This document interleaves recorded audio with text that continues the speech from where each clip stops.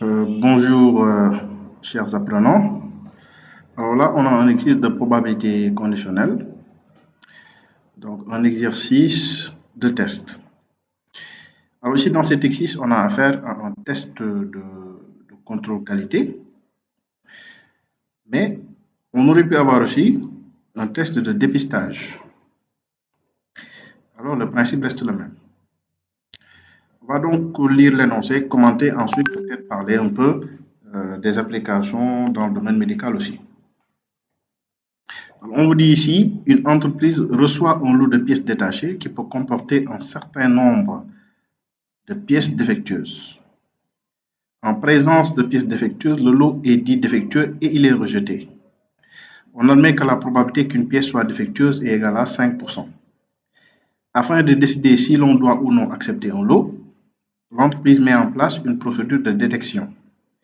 Les résultats de cette procédure montrent que si le lot est défectueux, le test conduit au rejet du lot avec une probabilité de 98%. Lorsque le lot est effectivement non défectueux, le test conduit à tort au rejet du lot avec une probabilité de 4%. Voilà, donc on continue avec les commentaires de l'énoncé. Alors, l'énoncé nous dit qu'on va partir d'observation. D'abord, il faut estimer la proportion de pièces défectueuses dans la population de pièces. Donc ici, l'énoncé nous dit on admet que la probabilité qu'une pièce soit défectueuse est de 5%. Donc, par des tests statistiques, on peut estimer la proportion, donc la fréquence, donc la probabilité qu'une pièce soit défectueuse. Donc, on va se dire qu'à chaque fois qu'on prend un échantillon dans la population de pièces défectueuses, n'est-ce pas, on a 5% de pièces défectueuses à l'intérieur. Maintenant, on va prendre des pièces défectueuses et des pièces non défectueuses et on va les soumettre au test. Alors, le test, il peut s'agir d'une machine qui fait le test ou bien il peut s'agir tout simplement d'un processus d'évaluation. Que ce soit un processus fait par un humain ou par une machine. Hein? Donc, quand on prend une pièce qui est défectueuse, le test peut être positif, c'est-à-dire confirmer que c'est défectueux. Ou bien le test aussi peut être négatif, c'est-à-dire que le test peut se tromper en disant que la pièce n'est pas défectueuse, alors que nous, on sait qu'elle l'est. Alors, l'énoncé nous donne une probabilité sur ça. Il dit les résultats de cette procédure montrent que si le lot est défectueux, le test conduit au rejet du lot avec une probabilité de 98%. C'est-à-dire que là, c'est une probabilité conditionnelle. Conditionnée par quoi? Le fait que la pièce est défectueuse. Donc, on dit montre que si le lot est défectueux, donc on sait que le lot est défectueux. Donc, le test conduit au rejet du lot, donc ça veut dire que le test va être positif à 98%. Donc là, on peut reformuler en disant que la probabilité qu'une pièce ait un test positif, qu'un lot ait un test positif, sachant qu'elle est défectueuse, est de 98%. N'est-ce pas? Donc, c'est la probabilité d'avoir un test positif, n'est-ce pas, sachant que le lot est défectueux. Donc, c'est 98%. Ensuite, on continue. Lorsque le lot est effectivement non défectueux, là, on sait que c'est non défectueux. Le test conduit à tort donc au rejet du lot avec une probabilité de 4%. Donc, on peut reformuler en disant que la probabilité que le test soit positif, sachant que le lot est non défectueux, est de 4%. Voilà donc les données de l'énoncé. Donc ça, c'est de façon empirique. On répète plusieurs choses et on se rend compte que voilà, la probabilité que le test soit positif, sachant que c'est défectueux, est 98%, 0,98. La probabilité que le test est positif, sachant que ce n'est pas défectueux, est de 4% aussi. Ça, ce sont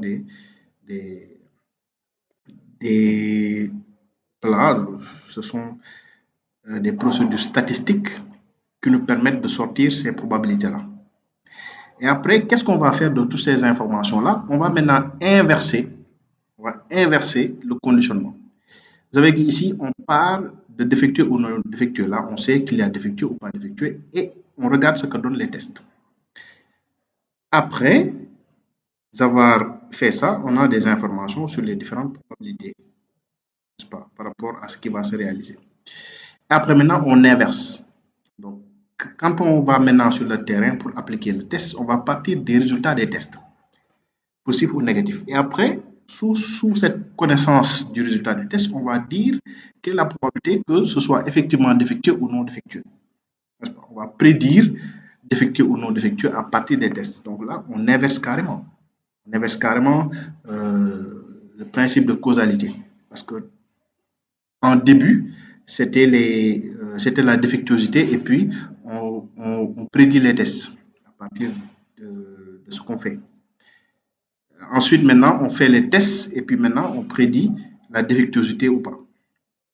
Donc, tout à l'heure même, quand on parlait de défectueux ou non défectueux, après, on a les tests. Bon, c'était pas forcément le terme prédire qui est le mieux. Là, on constate tout simplement. On constate tout simplement ce qui va se passer. Et après, maintenant, c'est lorsqu'on inverse les probabilités qu'on va partir des tests pour pouvoir voir ce qui va se passer au niveau de défectueux ou pas défectueux. Et donc, ça, c'est le principe des tests de contrôle qualité. Mais c'est aussi le principe du dépistage d'une maladie, n'est-ce pas? Parce que le terme défectueux pour le contrôle qualité, ça veut dire malade dans le domaine médical. Donc, non défectueux, ça veut dire sain, donc non malade. Et maintenant, le test, il peut être positif, c'est-à-dire que le test pense que la personne est malade.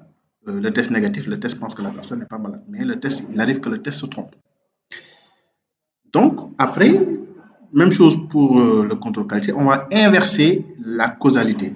Au lieu de partir de malade, pas malade pour voir ce que va donner le test, on va partir de test positif ou non positif pour voir ce qui va se passer en termes de probabilité. Est-ce que on va avoir malade ou pas malade avec une certaine probabilité. C'est-à-dire que est-ce qu'on va suivre ce que nous dit le test ou ne pas le suivre. Donc, c'est ça le principe de fiabilité du test. Donc, on va attaquer les questions. Là, vous pouvez prendre une pause, mettre la vidéo sur une pause et relire attentivement les questions. Et quand vous regardez les questions, c'est surtout des questions par rapport à la situation d'inversion. Parce que l'énoncé nous donne des informations sur le fait qu'on parle de défectueux ou non défectueux pour voir ce que va donner le test. On note les informations qu'on a. Après, lorsqu'on applique le test, là, il s'agit carrément d'inverser la causalité. Okay? Donc, les questions 1, 2, 3, 4, c'est des questions lorsque la situation est inversée, c'est-à-dire lorsqu'on pratique le test concrètement. Alors, on va relire ces questions-là. Première question, quelle est la probabilité qu'un lot soit effectivement défectueux si le test conduit au rejet du lot? Deuxième question, quelle est la probabilité qu'un lot soit valide si le test conduit au rejet du lot? Et donc, troisième question, quelle est la probabilité qu'un lot soit défectueux si le test ne conduit pas au rejet du lot? Quelle est la probabilité qu'un lot soit valide si le test ne conduit pas au rejet du lot? Donc, ici, test valide, ça veut dire, bon, pas test valide, test qui rejette, ça veut dire que le test est positif. Alors, test qui ne rejette pas, ça veut dire que le test est négatif. Donc maintenant, on va passer à la correction de l'exercice, solution. Alors d'abord, il va falloir nommer les événements. Il va falloir donc nommer les événements. Alors, ici, il y a deux critères. Il y a l'état réel du lot, défectueux ou non défectueux. Et là aussi, il y a le résultat du test. Donc, on va dire D, c'est l'événement, le lot est défectueux. Donc, évidemment, son événement contraire, qu'on va noter des barres, c'est le lot est non défectueux, c'est-à-dire le lot est valide. T, on va l'appeler test positif. Ça veut dire que ce qui conduit au rejet du lot. Donc, au rejet du lot, ça veut dire test positif. Donc, son événement contraire, T bar, le test est négatif.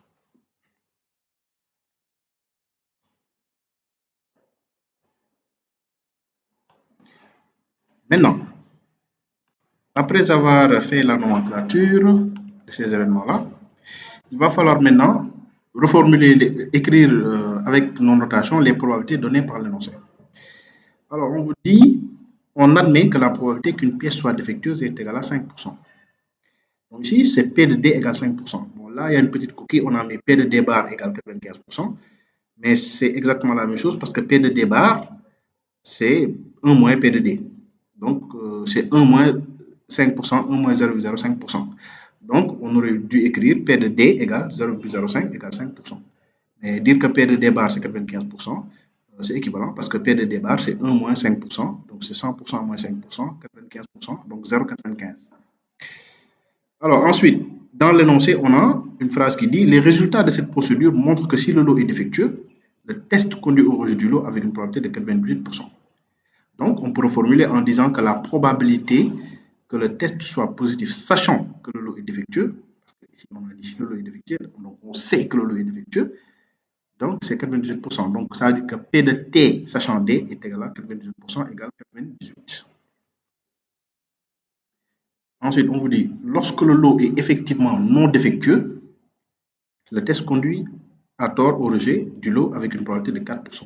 Donc, ça veut dire qu'ici, la probabilité que le test soit positif, sachant que le lot est non défectueux, est égal à 4%. Donc, ça veut dire que P de T, sachant D bar, est égal à 4%, 0,04. Alors maintenant, on place ces probabilités-là sur un arbre de probabilité, un arbre de probabilité conditionnelle. Et donc, comme on a dit, on part de défectueux ou non défectueux, puis après, il y a les tests qui vont s'appliquer. Donc, la proportion de pièces défectueuses est de 5%, donc P de D égale 5% égale 0,05. Et l'énoncé dit la probabilité que le test est positif, sachant que c'est défectueux, est de 98%. Donc, P de T sachant D est égal à 0,98. Ensuite, l'énoncé aussi nous dit que P de T sachant D bar, la probabilité que le test soit positif, sachant que c'est non défectueux, est de 4%, donc 0,04.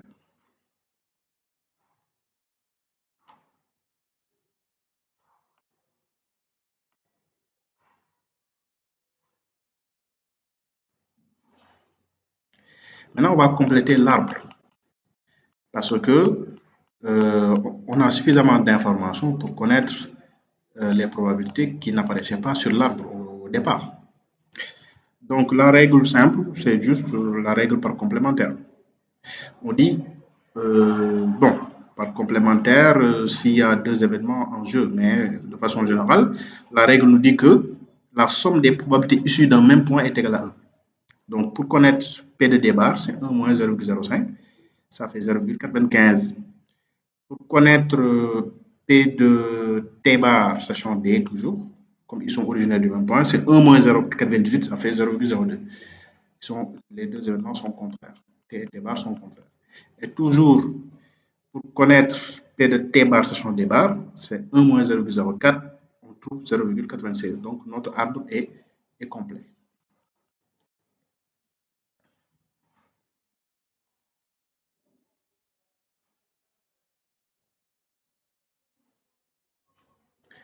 Maintenant, on peut répondre aux questions. Alors, la première question, en fait, on demande tout simplement la probabilité P de D sachant T. Donc, on formule la question, c'est la probabilité que la pièce soit défectueuse sachant que le test est positif. Là, comme on a dit, on a inversé. On va partir des tests maintenant. Donc, un test positif, ok, mais quelle est la probabilité que la pièce soit effectivement défectueuse? Alors, donc, on sait qu'aucune donnée de l'énoncé ne permet d'avoir directement la probabilité P de D sachant T, parce que l'arbre partait de D et D bar. Là, ici, ce serait l'arbre qui part de T qu'on demande d'utiliser, mais or, on ne l'a pas. Donc, il va falloir tout simplement essayer de faire des calculs.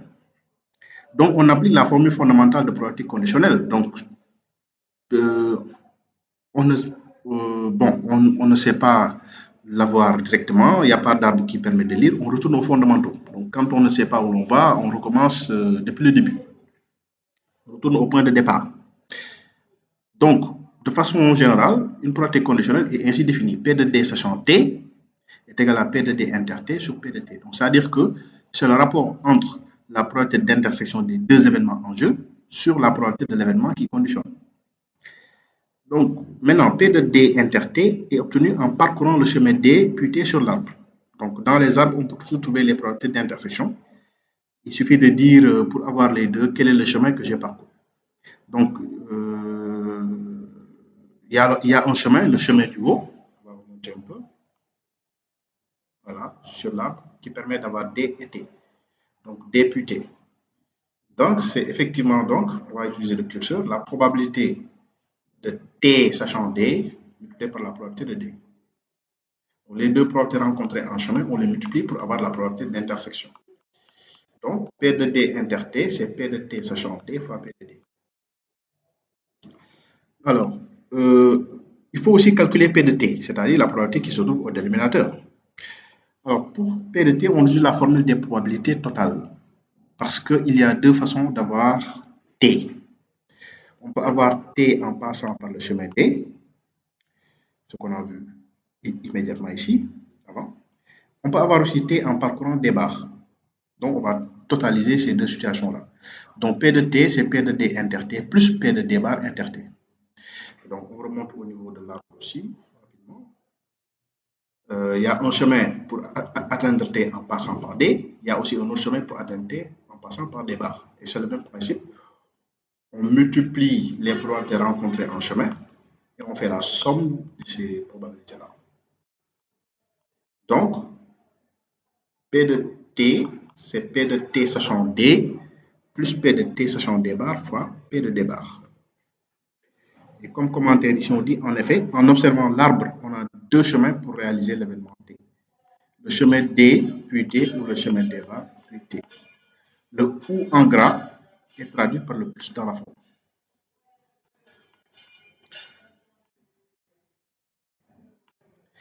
Et donc,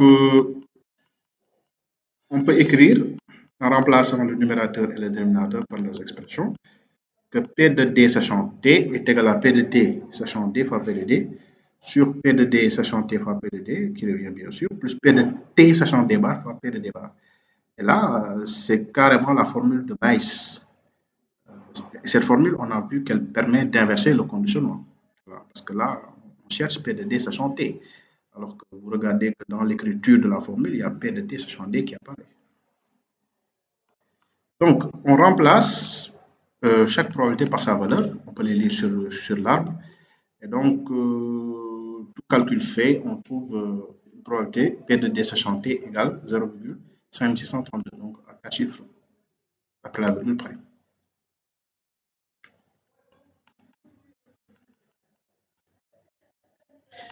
Alors ici, ensuite, on vous demande P de D bar sachant T. Alors, on vous demande P de D bar sachant T. Voilà, on peut faire le principe précédent, mais pour nous faciliter la tâche, on remarque tout simplement que P de D bar sachant T, c'est 1 moins P de D sachant T. C'est-à-dire que quand il y a même conditionnement, les événements contraires respectent la formule du 1 moins l'autre. Donc, pour économiser en calcul, il suffit d'appliquer P de D bar sachant T est égal à 1 moins P de D sachant T. Donc, P de D bar sachant T, c'est 1 moins 0,5632, ça fait 0,4368. Alors, donc, ça veut dire que 43,68%. Alors, on demande maintenant de calculer la probabilité P de D sachant T bar.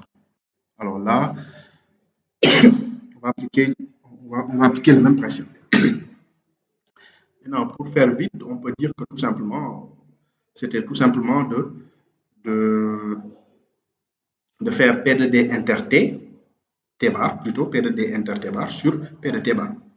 Alors, P de D inter T, T bar.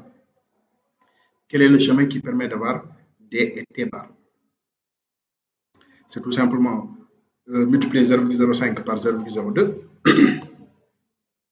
Maintenant, on divise par les probabilités totales pour avoir T bar. Donc, cette même probabilité-là, 0,05 fois 0,02, on lui ajoute 0,95 fois 0,96.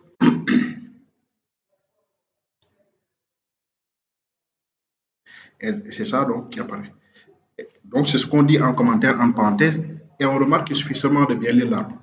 Donc, même si vous n'écrivez pas la formule de Bayes de façon comme ça, direct avec les notations, vous voyez que c'est juste tout simplement lire les bons chemins. Lire les bons chemins. Et puis, voilà, au dénominateur, c'est la formule de probabilité totale. Donc, vous avez P de D sachant T bar égale 0,001. Et ensuite, là, P de D bar sachant T bar. Donc, c'est toujours, les deux sont conditionnés par T bar. Et là, vous avez D bar et D. Donc, la règle du un moins l'autre s'applique. Donc, P de D bar inter T bar. Donc, le T bar ici n'intervient pas au niveau de cette formule de différence. C'est plutôt D et D bar qui nous intéressent. Mais comme c'est le même conditionnement, donc le principe de P de D bar égale 1 moins P de D se répète. Donc, P de D bar inter T bar égale 1 moins P de D sachant T bar. Donc, vous avez 0,999. Alors, voilà donc pour cet exercice. Donc, il va falloir relire la vidéo au besoin, mais juste comprendre le principe. Et ça peut énormément servir en sciences de gestion, aussi bien pour les qualiticiens que pour ceux qui sont intéressés par les tests de dépistage. Alors, voilà donc, grosso modo, une proposition de correction de cet exercice. Je vous dis à très bientôt. Donc, aimez cette vidéo, partagez-la. Et donc, à très bientôt.